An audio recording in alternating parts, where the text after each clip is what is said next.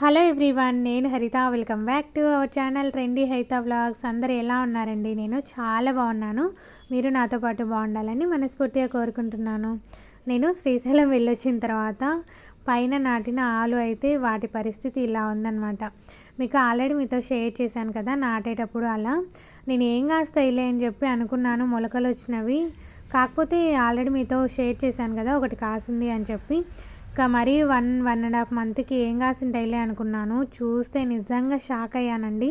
ఇంకా కొన్ని రోజులు ఉండింటే బాగుండు అనిపించింది. కాకపోతే ఏంటంటే నేను వెళ్ళిన తర్వాత ఎండలకు అంతా కూడా ఎండిపోయిందనమాట.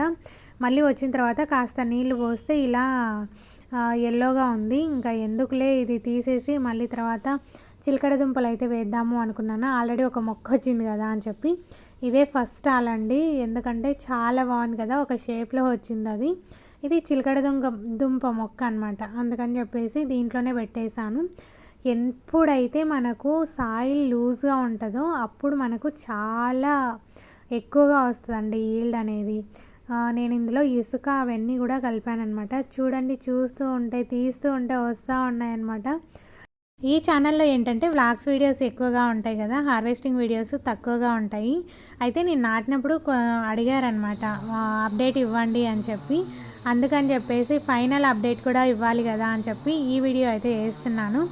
ఎన్ని వచ్చాయండి, చాలా బాగా వచ్చాయి. ఇంకా నేను 1 మంత్ 2 మంత్ ఉండింటే మొత్తం పైకి వచ్చేవి. ఎప్పుడైనా కూడా ఆలు పెంచేటప్పుడు పైన గడ్డి కానీ అలా వేయాలండి. దుంపలు ఏవైనా కూడా సన్కి ఎక్స్పోజ్ అయ్యాయి అనుకోండి, అసలు అంత గ్రీన్ కలర్ అయిపోతాయి. అది పాయిజనస్ అనమాట, తినకూడదు. మనం బయట దుంపలు కొనేటప్పుడు కూడా గ్రీన్ కలర్వి కాకుండా ఇలా వైట్గా ఉన్నవి మాత్రమే తీసుకోండి. అదొక్కటి చూసుకుంటే చాలన్నమాట. వీటికి నేను ఏమీ ఎరువు అనేది ఇవ్వలేదండి అసలు. జస్ట్ నీళ్ళు పోసాను అంతే. ఇంతలో ఫస్ట్ ఇంత రావడం నాకు చాలా చాలా హ్యాపీగా ఉంది.